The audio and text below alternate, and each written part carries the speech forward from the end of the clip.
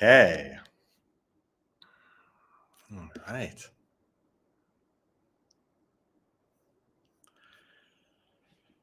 Welcome to my weekly Zoom, except it's not on Zoom anymore. We're trying out this new platform called StreamYard, and it will hopefully streamline things and also allow you to come on to the stage. We'll do that later on. So we can interact more directly, and you can ask some questions if there are any pressing issues. And I'll also, for the first time, be doing some live energy healing. Those who are unfamiliar with that, it's essentially examining our stuck feelings in an unbiased way. And that is what releases our energy that's often been stuck there for decades. And we'll be doing that in the second half. But for the first half, the topic of the day, and I have something to announce here, and that is I've started writing again. So there's a new book coming. And I'm just reading the comments. So thank you. Nice to see you, Ida, Nixana, Mariam. It's really one of the topics I've been writing about a lot is the idea that we put so much pressure on ourselves for being perfect and having to live this perfect life and making no mistakes. In fact, making a mistake is the worst thing possible. Hi, Pauline.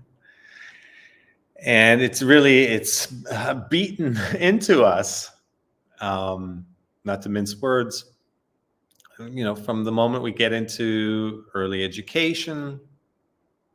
Making a mistake is the worst thing that we can do. It's also imprinted on us as something that's final. Right? So if we make a mistake, then somehow our soul is blemished forever. But it's no laughing matter because we grow up that way, and then we're afraid of trying things and exploring life. And we feel like failing without really thinking about it is the worst thing that can ever happen. But if we do think about it, failing doesn't even exist. It's a mental snapshot concept. The mind likes to make things feel final. It takes a literally a snapshot of something and implies that it's permanent. Just something how the mind does and how it operates, but it's couldn't be farther from the truth. And this finality, this sense that something is now forever, prevents us from trying out new things, but really from living our best life. And we start to try to plan things as a result in detail and think it through and think of all the obstacles and problems we need to solve along the way. And that's how we start talking ourselves out of it. Before long, we're overwhelmed because we're just thinking too much. And none of that is real anyway. Life is going to happen the way it's going to happen.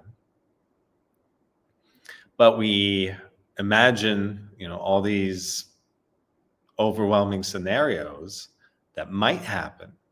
And then we feel overwhelmed. And then we don't do it. And then we stay small and we stay limited in our being and our beliefs. And it's all because, initially we were these, we emerged from source. We were unlimited beings. And if you talk to, small children, you can still see that in them. They still have no limits. And then we put those on them: society, education, even as parents.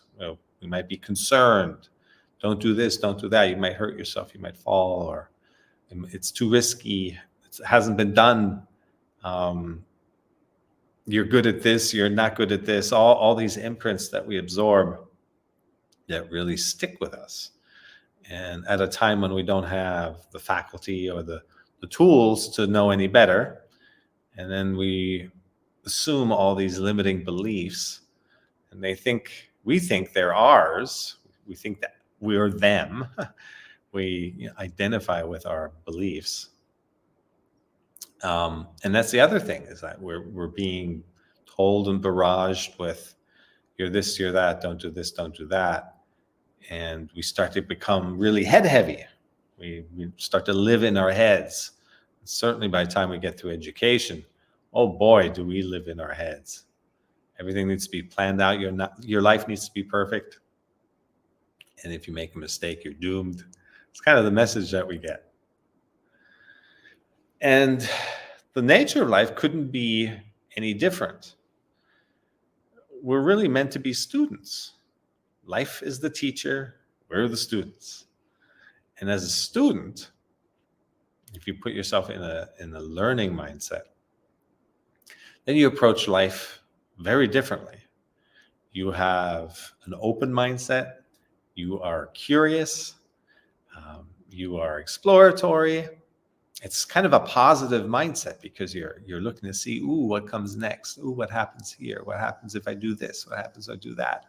All the great inventions and discoveries, both large and small, both in our own lives and big inventor lives, have come from exploring, from having a learner mindset, a student mindset. And if we just keep this mindset, then it keeps anxiety at bay, it keeps fear at bay, it keeps all the feelings at bay that make us close up, become small and defensive, become limited in our thinking, and that just shuts down the flow. But if we keep that student mindset, okay, what is this situation teaching me? That question alone, that mindset alone, keeps you open and curious and letting in opportunity, letting in creativity, because the unknown is creativity. And that's ultimately what the core of our existence is about, is to learn to co-create with the unknown. We're not supposed to plan it away and predict it away and project it away. That's, if you think about it, not really a lot of fun. If everything just happened the way you expected it to, then you kind of get bored very quickly, kind of feel uninspired. It's the unknown that really contains all the fun, all the magic, all the mystery, all the what happens next. So we have to learn to become students who are curious, who are open, and who are always asking ourselves, what is this lesson telling me about myself? Because remember, life is a mirror. Everything happens as a result of who we are, because that which we see happens, and the way we interpret it, as a result of how we're currently thinking. Our current internal makeup, the lens through which we interpret a situation. So when we experience a situation, we're not really experiencing the objective reality of it, just the happening of it. We're experiencing our interpretation of it, our judgment of it. And there's a point when we can come out of that judgment, where we can experience things just as they are. And that is the ultimate goal of life. That's just why we come together for sessions like this. We'll do some meditation later. And we try to create that stillness, try to recreate that peace that was once there, that's really at our heart, and return to our body, our senses. Our senses is what keeps us present.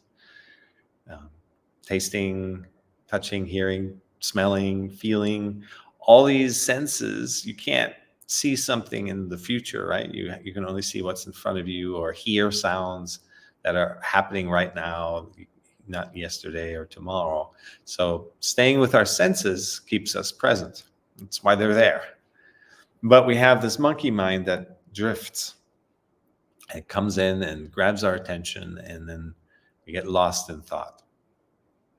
And I can't repeat this enough. We spend up over 50%, as high as 70% of our time lost in thought every day. And that's a lot of time spent not really being here. When you're lost in thought, you're not present. Your body's here, but you're somewhere else. And it's never a good feeling place, really. Sometimes we get lost in good feeling rabbit holes, but even then there's a certain type of disconnect. It's not real. And when we come out of it, and most of the time it's negative thoughts, it's a negative spiral. It's imagining all the things that might happen or could happen that are harmful or hurtful or triggering. We take a situation that happened today or previously, and we replay it, and for the purpose of, I'm going to do it different this time. I'm going to say this or do that if it ever happens again. So we're just replaying and amplifying and lingering on a situation that already happened. Or we're trying to prepare for something that's going to happen, a meeting, an event, a talk, something. And then we try to anticipate all the different permutations and combinations of what might happen. And this is just in our head. And then when the reality comes, when the moment arrives and becomes the present moment, then anything that we thought about, prepared, it just goes out the window. There's such a huge disconnect between the things we make up in our minds, and then when the moment actually arrives, we can't remember any of it because we're forced to actually engage with what's there, and it's always different. Energy is different. Things happen all the time that are different. There might be tech failures. Half the time it's just the projector not working in the room, in the conference room. We've all, if you've experienced a business meeting, that tends to happen a lot, amazingly. No one's figured that out. Then you wait for the tech guy. And so it throws off your timing and throws off your expectations. Suddenly you have to speak freely. You don't have bullets that you can put on the wall. And you find yourself having to actually respond to what is. And what is, if you're still in your head, if you're still trying to control the situation, is a scary thing. But it doesn't have to be. If we learn to trust ourselves that we have everything it takes to respond to right now, which we do. This is our natural state, is just to see what's going on. Not come from this place of, oh, I need to be in control here, but rather just see what's going on, and then things will jump out at you.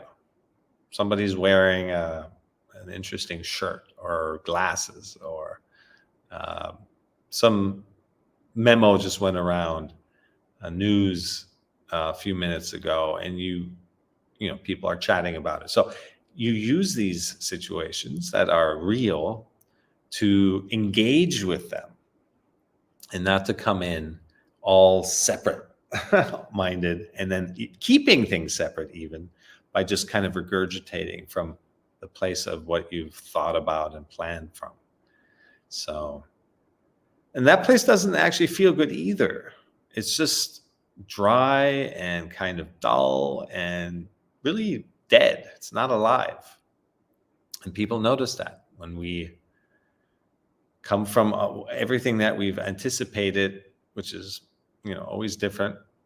There's a sense of anxiety and a sense of needing to control the situation that doesn't feel good to yourself. It feels out of control. And people pick that up, whoever you're dealing with and talking with or speaking to. It doesn't put you in a strong position. It doesn't put you in the driver's seat. Yes, Ida, lost in thought. Well, it doesn't just happen to you. It happens to everyone, because we are, as I said in the beginning, conditioned to live in our heads. And it's really the source of all our suffering, all the misery, all the misdeeds, all the injustices that are done in the world. Looking around, are done committed by people who live in their heads. And they've talked themselves into a place where some kind of ideology has emerged. And now they're bonding together with others, trying to convince others, and a groupthink effect happens. And then you need to reinforce that and constantly validate those beliefs, those accepted norms, shut out others who think differently, shut down debate. Anyone who breaks from the norm is immediately ostracized and sent to the fringes, ridiculed. And so this mental living starts to become a monster and starts to dominate and wants to take over others. It's not an inclusive energy. It's not a wise energy. It's a limited view on things that is trying to just perpetuate itself. And that's what happens both at national, international levels, global levels. It also happens at your local ping pong club or in a group of friends. A group of friends can also succumb to this limited groupthink, where just an idea or a set of ideas starts to take over and limit its members. But we also do this to ourselves, because we're prone to this because we're so conditioned to live in our heads. So we want to be able to free ourselves from this, because until we do that, we're not really free. Until we notice our thoughts, until we're able to create a gap, some distance between ourselves. Well, who are we? We're our awareness of our thoughts and our feelings. So to live more and more from the awareness, then we actually have a choice which thoughts to engage in and which thoughts not to engage in. and feeling our feelings fully, but letting them go, not clinging to them or resisting them. That just keeps them stuck. So, and that's where meditation comes in. Before we jump into that, if anyone wants to come up on stage, the way it works is you leave a comment, just say me, and then it gives me the ability to add you to the stage, and we can do a quick one-on-one, deal with any pressing issues that you have. Oh, thank you. Yes, it was my birthday recently.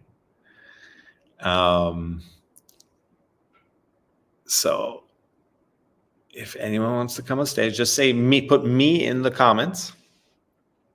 Otherwise, we'll move into the meditation part of today. I'm just going to read through the comments here a little bit.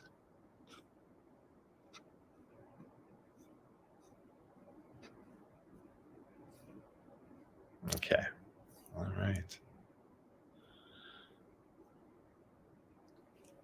All right.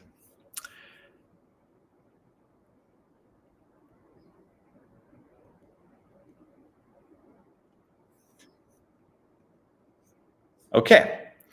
Well, with that said,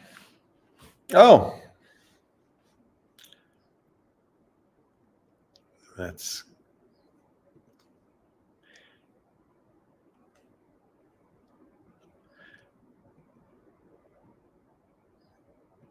okay. When you're in face, let me see here. Okay. I see you're saying me, but you can only, thank you, Mariam. Ida and Oksana, you're joining from Facebook and YouTube, and that's where I can't add you to the stage. I know you're saying me, but the button that lets me bring you on. So next time, please join from the StreamYard link, and then you can actually come on stage. If you do have a question, you can type it in the chat right here. Give you another few seconds. A breakthrough in the next chapter. Miriam. Okay. Let's see if I get the button. Okay, here we go. I'll come back to you, Oksana.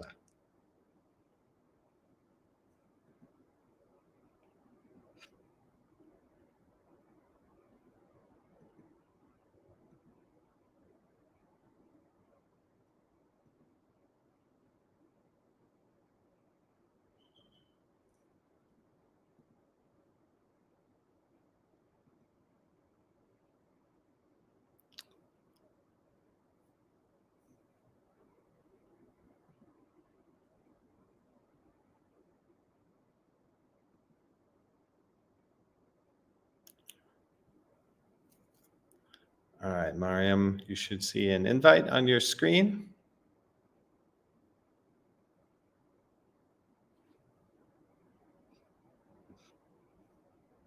There we go.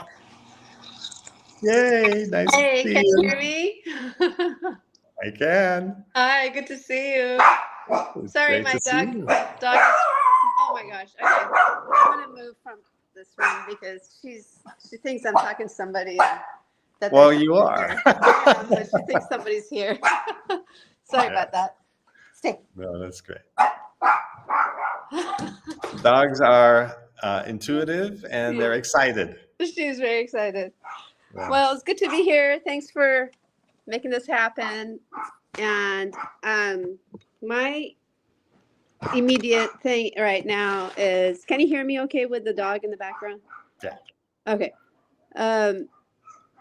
I have a family member who's ill and in the hospital, and he's, in a lot of pain, and, I'm trying to help him, and it's kind of frustrating because, there's only so much I can do, and then I have to deal with the medical institution and everything. And it's just been a struggle, but I'm really grateful to have the teachings and be able to navigate my emotions and not freak out like I used to in the back in the day before I knew this stuff. But I'm really grateful to be able to actually use those skills and not freak out. But at the same time, what I really love to hear is, in a situation like this, um, how do I, as a person who's a caregiver and really likes to take care of people, and there's codependency for sure in that. Um, what is your advice for someone in that situation? So it's interesting. You kind of answered your own question. Um, I think you said there's only so much you can do. And so there's a recognition of that. But then there's another part, it sounded like, that wants to do more. You mentioned some codependency, that even though you're doing more than your best, more than is asked for, and you're really there fully. There's no part of you it's not like I'm not doing enough. Um, and and so there's a part of you that is going beyond just all right, I'm doing the best I can. There's only so much I can do. And so what part of you is, if you actually feel into it, does it feel like guilt? Does it feel like you mentioned frustration? Like, what's the actual feeling that emerges in when you think of this situation? Excuse me. It feels, yeah, there's definitely some guilt because I'm also a healthcare provider. So I feel like, I should know how to help him and wish I had helped him more before it got this bad. And, there's some of that, guilt thing. But I know that that's not, I know that it's not real. It's just my ego kind of coming Yeah. out and trying to say, you should have done more. But I knew that I couldn't. I tried. Okay, so there's some shoulds. Uh-huh. Mm-hmm. And it is real because you're feeling it. Mm. Yes, it's not real from the perspective of we're creating these things ourselves. They're kind of self-induced. It's not real in terms of I know what I'm doing my best. I know, I can't really do more. But it is real because there's something there that is coming up. And that might be completely unrelated to this. Maybe some previous situation, maybe just the kind of the expectations we put on ourselves, the inner critic, and that we're never enough, and that we have to be perfect, and all these things that I talked about just earlier. We just get imprinted with this, and it doesn't even matter what the situation is. And it's just there's an inner critic in us that kind of a loop that plays, a script that says we're never enough. And so that could be coming up here. Does it come up in other situations as well? Do you find yourself in just any other situation also feeling like I'm not doing enough? Yeah. Yeah. Or I'm not good enough. Obviously that comes up. Yeah. The unworthiness thing happens. But yeah, it's like I should have known better. Yeah. Yeah. Why didn't So I do this? when Yeah. this comes up in you mentioned guilt, and I should know better, and I should do a better job.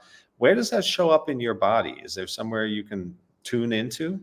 Yeah, I think my chest, mostly like right now, especially, Mhm. um, and then the anxiety comes. There's some anxiety around that happens in the solar plexus area, abdomen. Yeah. And is this if you tune into that energy, is it a broad simmering sensation, or is it more of a pinpoint one? It's pretty focused. Hmm. Feels very focused Hmm. and not very big. It doesn't take over. Okay. So it's there, it's manageable, but you can definitely feel it. Hmm. Um, has it been there for a long time? Does it feel like old energy? Yeah. Yeah. Mhm, mhm. If you zoom into it, are you able to look around the sides, or is it more flat? Is it three-dimensional? Feels like a ball. A ball? Okay. Yeah, like a little eggshell, egg-sized ball. Hmm. Okay. Is it a perfectly round ball, or does it have like some unevenness? It's almost like yeah, it feels like a little tiny, tiny ping pong ball type of feeling. Okay. Ping pong ball. All right. If you zoom into it, can you tell? Does it have a color?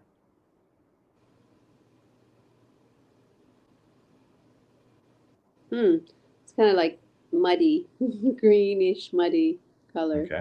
Okay. All right. Is it the same muddy greenish all around, or are there some areas that are different?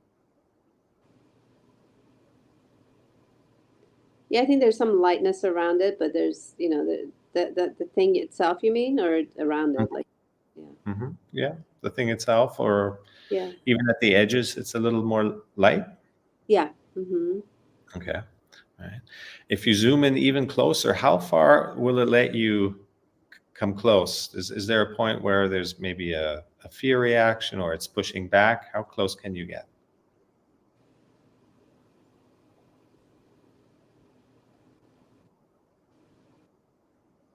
Yeah, it gets intense. Mm-hmm. I'm pretty close to it though. Okay. So if you can move as close as you can, where you can just the edge of where it's intense, but it's manageable.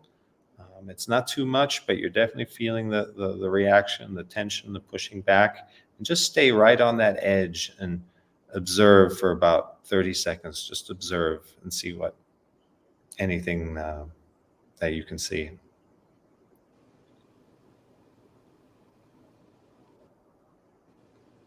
It feels like it wants to dissolve, but It it wants gets to be intense. It gets intense, but it feels like it wants to move. okay. Does it want to leave you, or just kind of run away from your observation? Almost feels like it wants to come out. Okay. Does it want to, how does it want to come out? Does it want to just dissolve, or want to leave you through an opening? Yeah, like it almost wants to come out of my mouth. Feels like Okay. All right.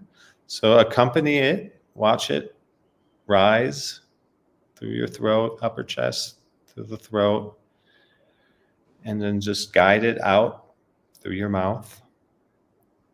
And on its way out, you can thank it. It's been part of you for quite some time, but it's no longer needed. oh,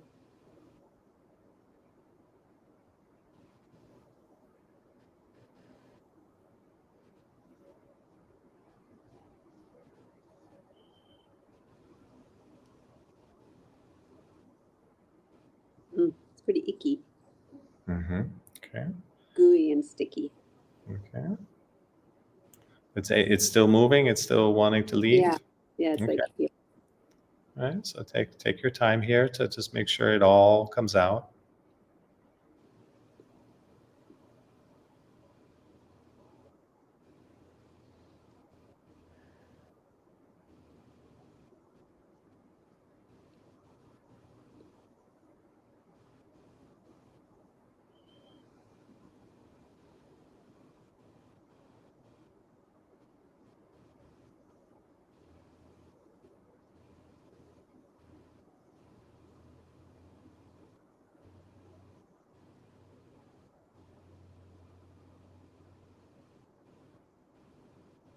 It's getting definitely a lot lighter and Hmm.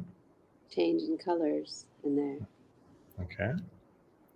So let me know when you feel like the muddiness and that ball has left you.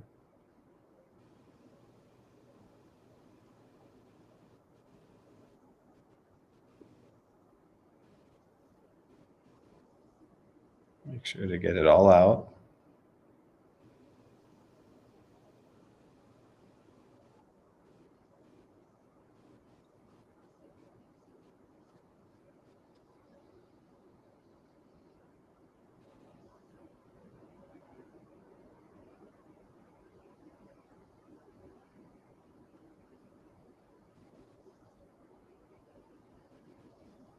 Yeah, that's a lot better. Okay. So you mentioned the lightness that's now in its place. And what else do you see where the ball used to be? Hmm. It's like this almost silky, clear, creamy kind of feel to it. A lot softer than what it used to be. Mhm. Mhm. Um, yeah, it's kind of like this Okay. cream. Yeah, feels really good. Okay. It feels good. It feels Yeah. light. Okay. Mm-hmm. So make sure to spread that lightness, that creaminess, just all throughout. Spread it up into the rest of your body and down into the rest of your body. Really lock in that feeling of yumminess, of creaminess, of lightness. Notice what it feels like to be free of this guilt.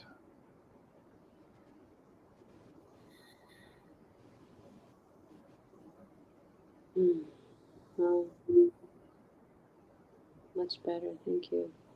Good. Yeah, it feels a lot smoother and less angry and softer and just kind of almost very relaxing. Good. Yeah. Good. Excellent. Thank you. Yeah, this is how we keep stuff there that's old and that doesn't serve us. But at a deep unconscious level, we're in resistance to it. And once we hold space for it and we examine it from a neutral perspective, it starts to break up and want to leave us, because that's what emotions naturally do. They come and go, they arise and pass. So by examining it in this unbiased way, it just starts to break up and then leave us. Often it just dissolves right there. Other times it leaves us through an opening, and it'll never come back the same way, because you have the light of awareness now that you've brought into that space, into that particular energy. And even if it comes up again, it's going to be different now because you're aware of it. You can notice it. Next time you engage with your person at the hospital, that you have this awareness now there, and if anything comes up, the noticing of it coming up will prevent it from being stuck. Mm-hmm. So you can just, like, if it comes up again, it'll leave you again, because now you're like, oh, there it is, but you're no longer in like blind resistance to it. Yes, that makes a lot of sense. And is that something that it's a good thing to do like regularly, just when you're feeling those blockages in the body, just kind of Yes. do that? Yeah, that I keep forgetting. It's such a great practice and it's so quick. It can like really change things and make things a lot better. So thank Yeah. you for reminding. Yeah, it's what we do when I take you through the breath awareness, to become aware of our thoughts. That's more to learn to focus our mind, because the mind just jumps around, monkey mind. Mm-hmm. Uh, it's the more we can focus our mind, the more effective we are when we then target an area where there's stuck energy, to really be able to stay there and keep our mind from drifting. And then we can do this releasing energy healing work more effectively. But the body scans that we do is what we just did, and just not as targeted, but in just a general way, to bring the light of awareness into all our body, or all our sensations, so that when things happen and they trigger us, that we'll notice it. And the noticing means we stay aware, we stay on the side of awareness. But when we have specific issues, and we all do, there's just, you can't walk down the street without, anybody that you ask, is there anything weighing you down? Is there something on your mind? Everyone has something. Yeah. And then when you release that, very often, when I work with people, there's something behind this. It uncovers, you release the ball, but then there's structures or other things that have built up underneath that. So all these layers start to emerge, but we can release them all. And it doesn't take much, it was a few minutes. Yeah. Yeah. Yeah. Just putting the focus there and don't fight it. Just sit with it and be with it. Yeah, exactly. Don't fight it. Yeah. Thank you. Great. Thank you, Chris. Oh, Happy thank you. belated birthday. Thank you. Okay, great. All right.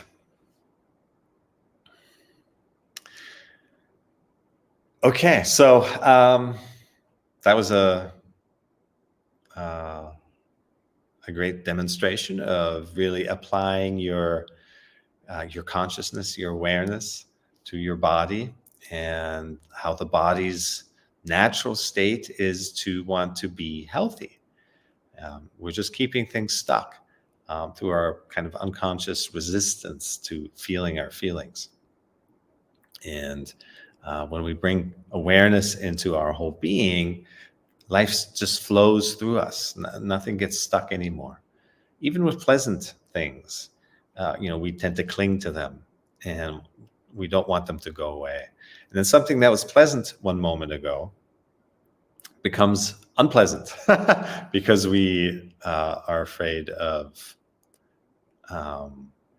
losing it now. So the clinging turns a pleasant sensation into an unpleasant one quite quickly. All right, so let's do we'll do a 15-minute, 20-minute meditation here. We'll do 5 minutes of the thought awareness, and that's just to create space around our thoughts. We are not our thoughts.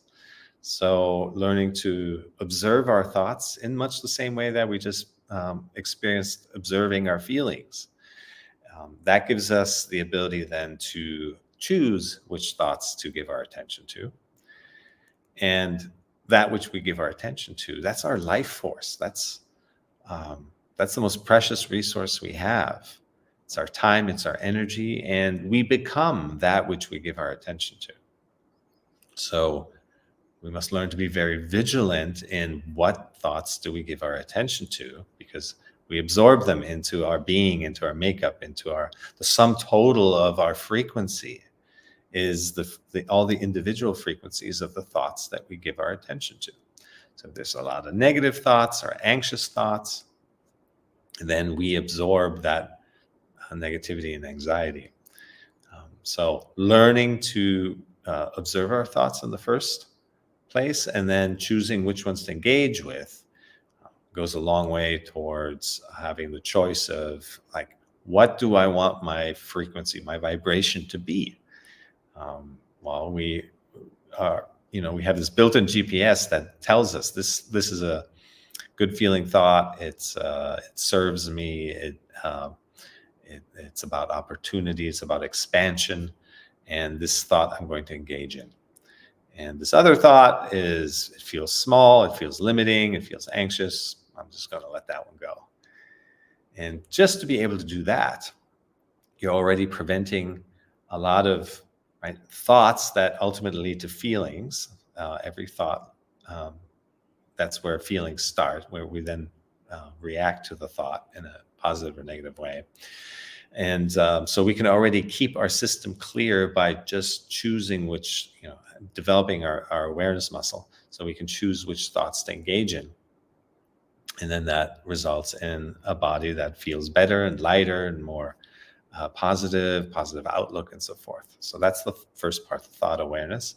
And then we'll go into a general body scan, which is just doing what we just did, but more in a general way, scanning the body, doing a sweep of all this stuff that might be there. And that then, of course, leads to just a growing connectedness with our presence, with our beingness. And there too, then, as we go through life, we can notice when we feel triggered. If Mariam's issue was more in a blind area, if this energy that was stuck was perhaps, I have blind areas too still. After many years of meditating, it takes time, but if it showed up somewhere where she wasn't able to identify where it is, then it'd be much harder to approach it, and release it the way we just did. But because she had the awareness, the body awareness, to be able to locate it, then you're able to, basically with consciousness. It was the light of her awareness that allowed everything to release and leave her. So we want to shine this light of awareness on the rest of our body. Just be connected to our body and learn, feel our aliveness throughout. Nothing to be afraid of, Ida. It's a lot harder to keep living with all the stuck feelings than to release them. It might be a little uncomfortable, as we did. We approached it to the point where it's just the edge of where the energy starts to resist a little bit. And if you just stay on that edge, this is important, get as close as you can, and then just stay on the edge and observe. And from there, maybe you can move in closer. It'll let you as it becomes diffused. And then, energies respond in all kinds of different ways, but eventually it will leave you or dissolve in some way. So with that said, let's find a comfortable position.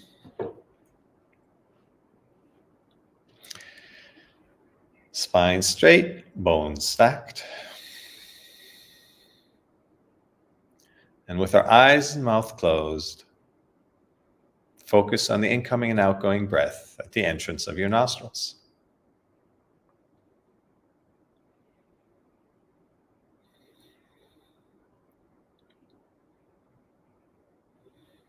If you have trouble locating your breath, you may breathe slightly harder once or twice.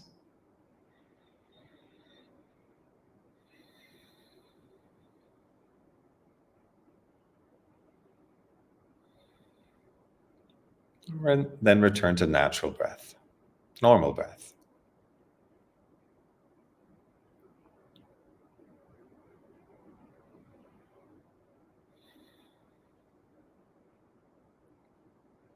Let the detail of your breath pull you in closer into the present moment.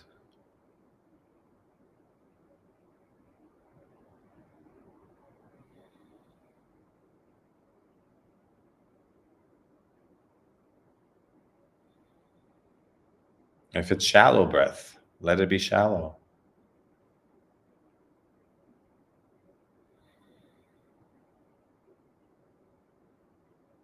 If it's deep breath, let it be deep.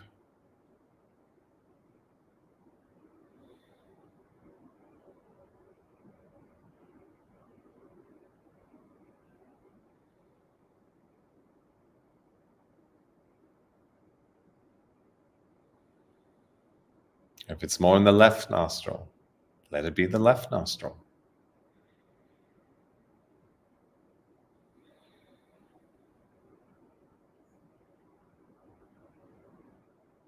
If it's more in the right nostril, let it be the right nostril.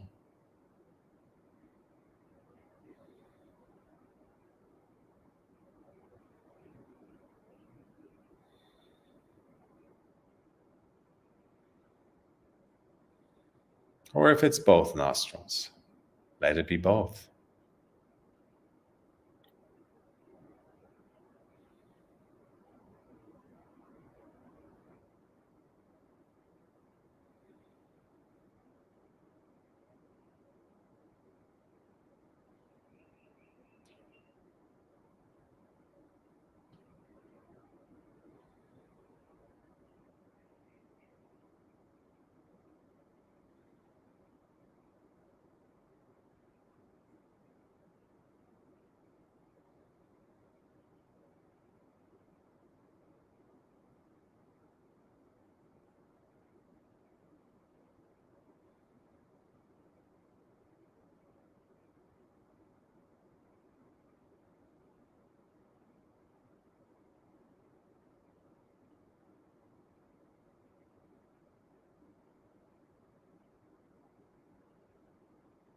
Notice the temperature of the incoming breath.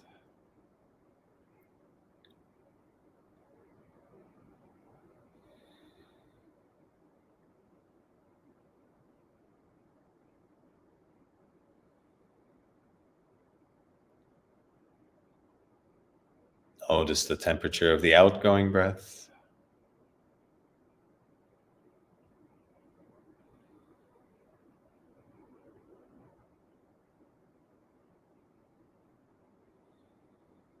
Notice if there's a difference.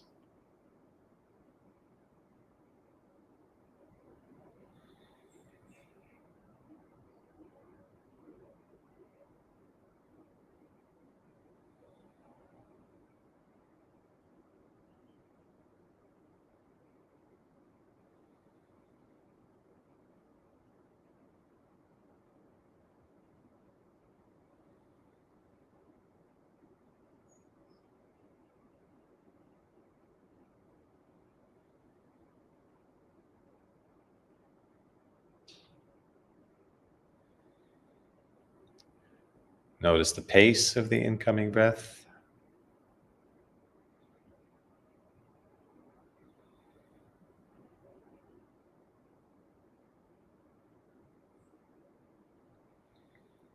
Notice the pace of the outgoing breath.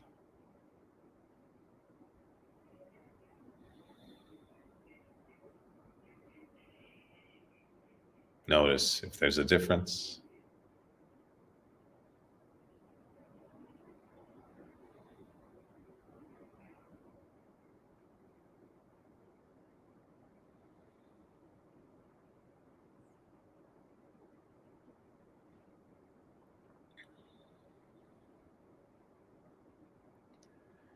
Whenever you find that your mind has wandered, simply notice it. And with as little frustration as possible, bring your attention back to the incoming and outgoing breath at the entrance of your nostrils.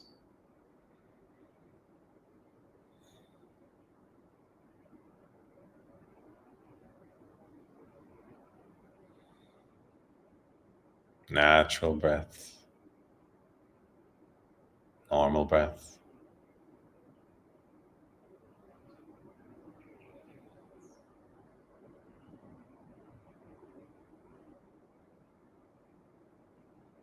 Seeing your breath as it is, not wanting it to be different.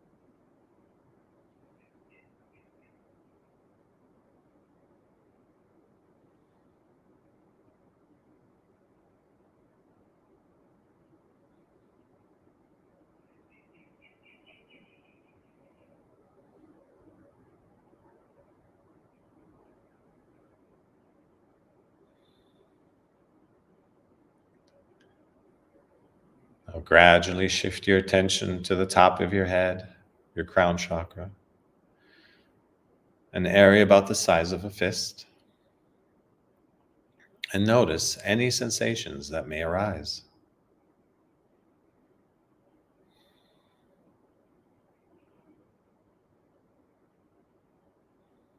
It could be a tingling sensation or a tickling sensation,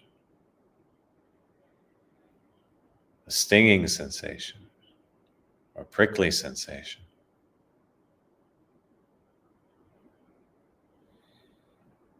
It could be the feeling of ants crawling,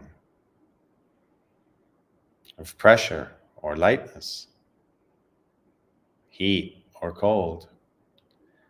Any sensation is a valid sensation.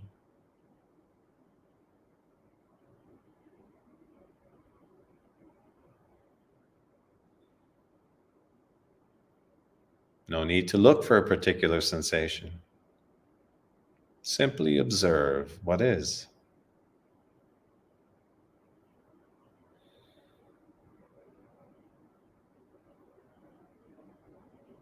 And if you feel no sensation at all, that's all right too.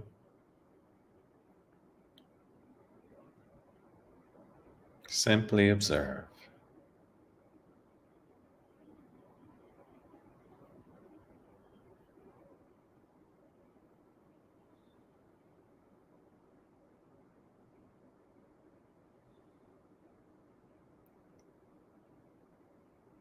Now move your attention to your forehead, area known as your third eye.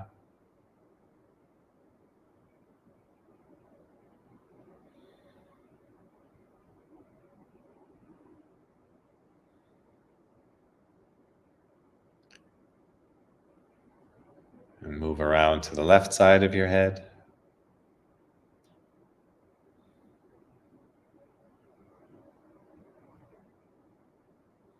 And around to the back of your head.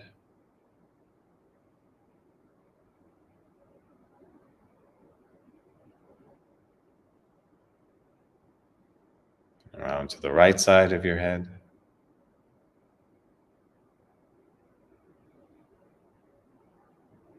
Always noticing any sensations that may arise.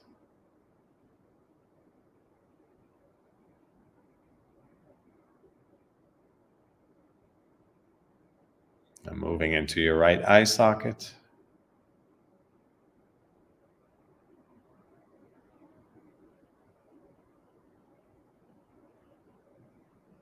And over to the bridge of your nose.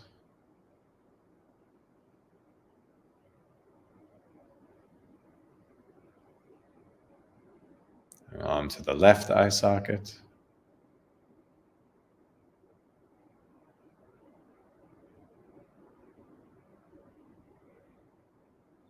And down into your left cheek.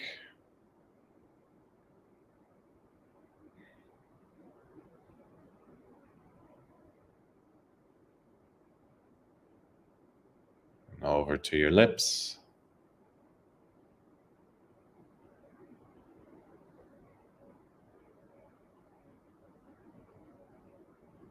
And onto the right cheek.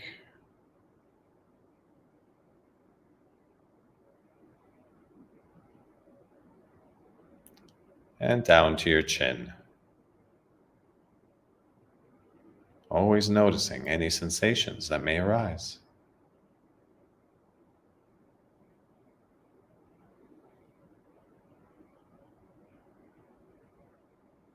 Moving down into the front of your throat.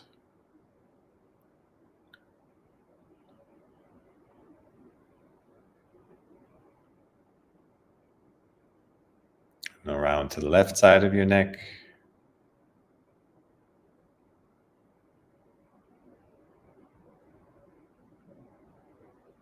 And on the back of your neck.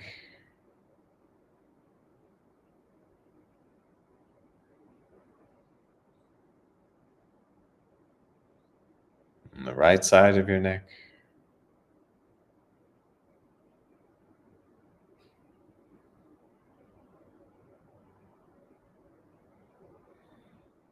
And moving down into your right shoulder.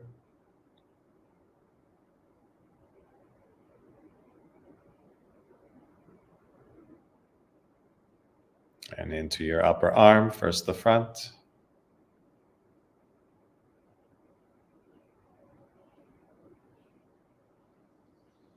And then the back.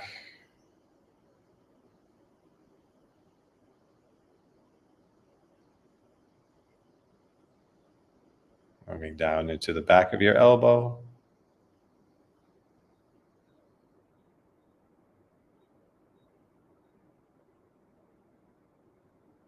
And around to the inside of your elbow.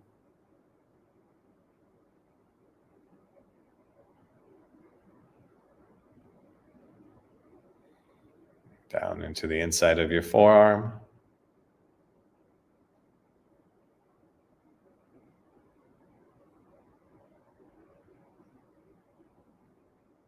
On the outside of your forearm.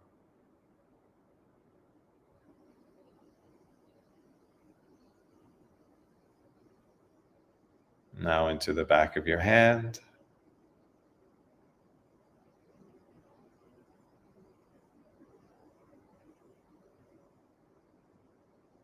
And the palm of your hand.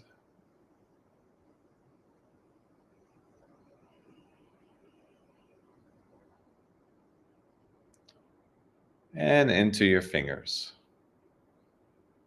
All the way to the tips. Always noticing any sensations that may arise.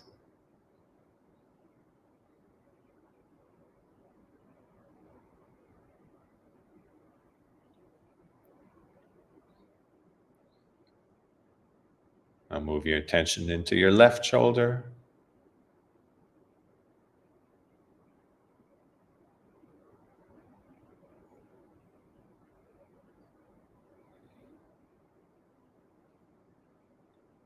And then to your upper arm, first the front.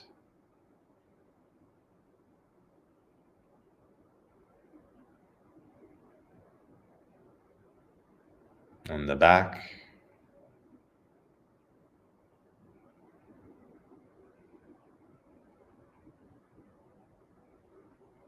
Moving down into the back of your elbow.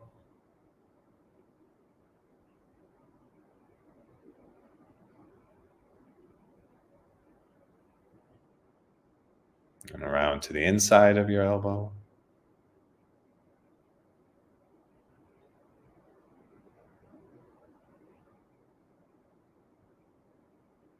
And the inside of your forearm.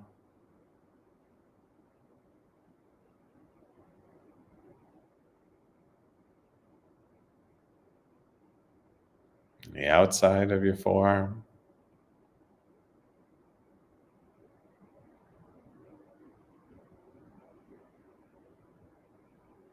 And to the back of your hand.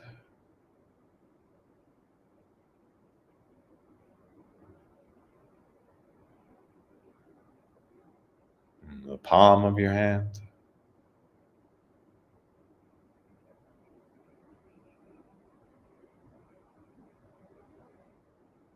Now into your fingers. All the way to the tips.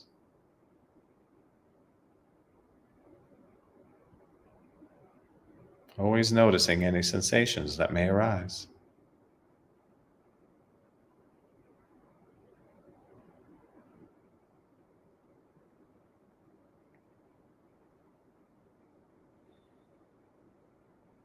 Now bring your attention to your left upper back. Slowly, evenly scan left to right.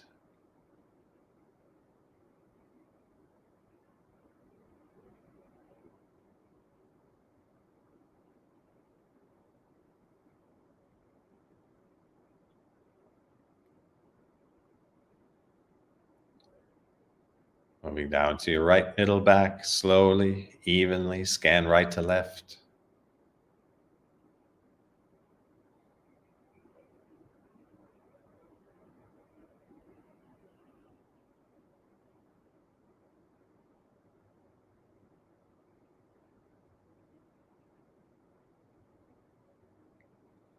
Moving down to your lower left back, slowly, evenly scan left to right.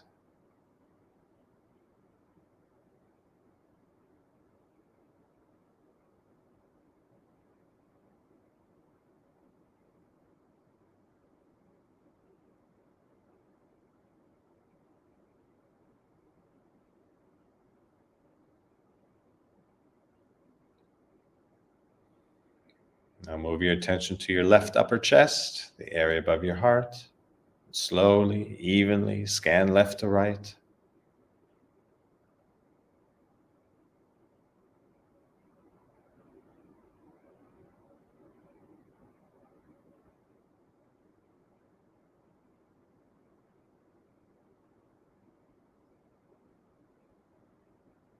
Moving down to your right rib cage, slowly, evenly scan right to left.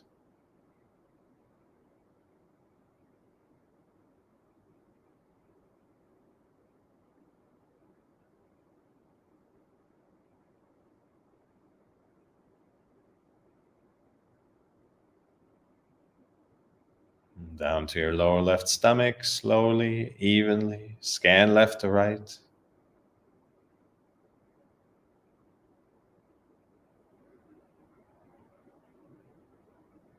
Always noticing any sensations that may arise.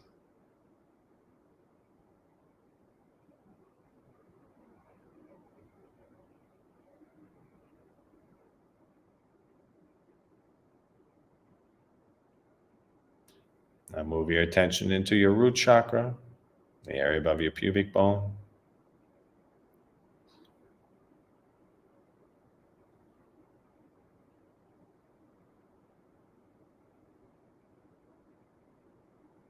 And move your attention over to your left hip.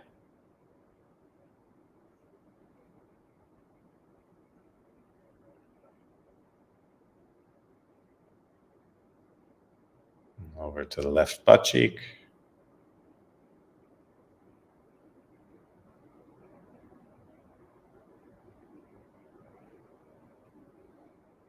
And the right butt cheek.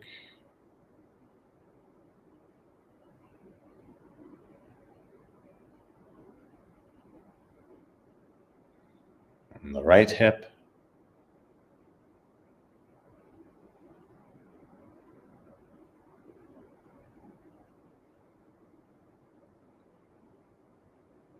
And moving your attention down to your right upper leg, first the front.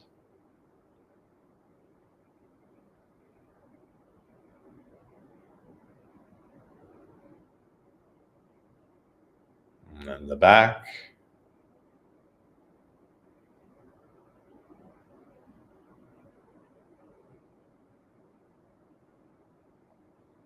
Moving down to the back of your knee.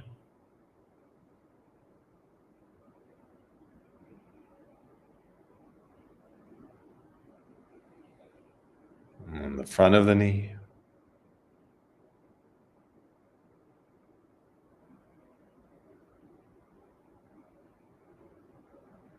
Moving down into your shin.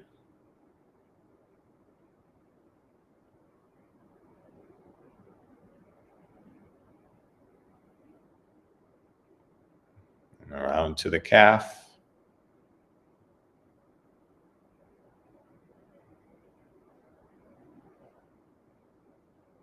Now starting with the heel, slowly and evenly scan across the bottom of your foot.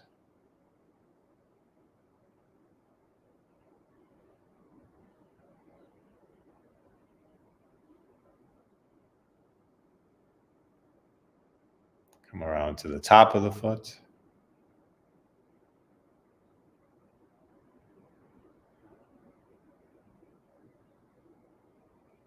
And into your toes. All the way to the tips. Always noticing any sensations that may arise.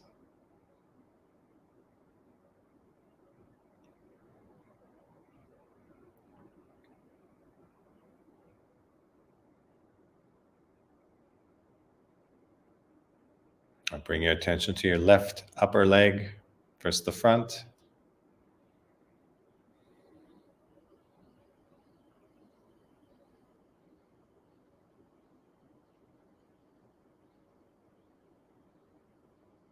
And the back.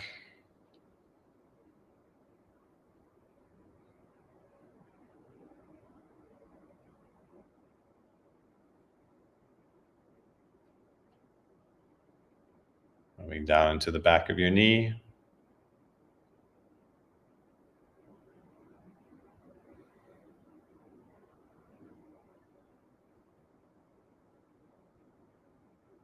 And the front of your knee.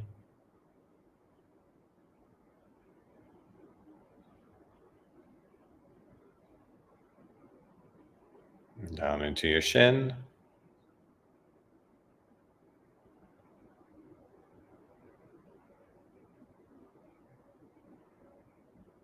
And around to your calf.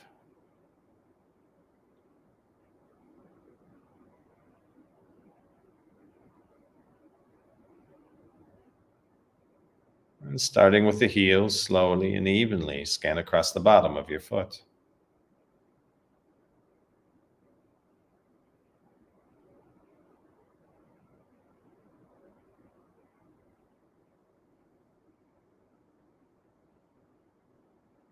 Come around to the top of the foot.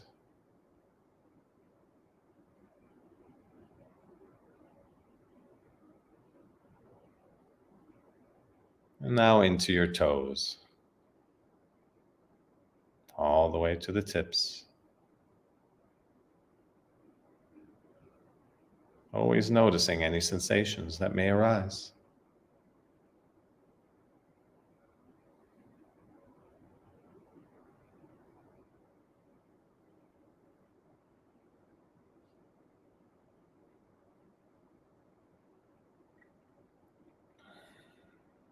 Now return your attention to the breath at the entrance of your nostrils.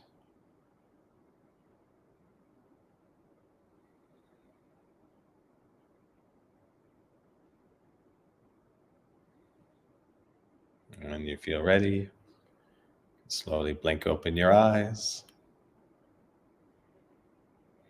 Notice your environment.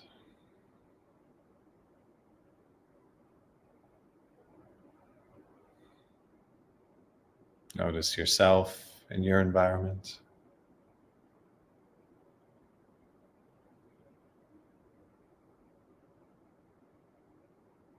Notice the energy in your body.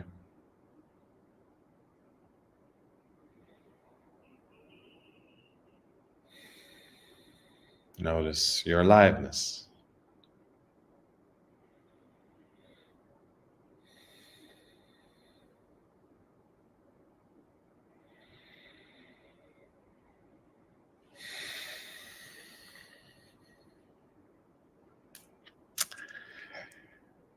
And there we have it.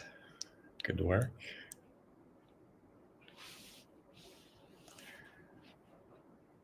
So for those of you,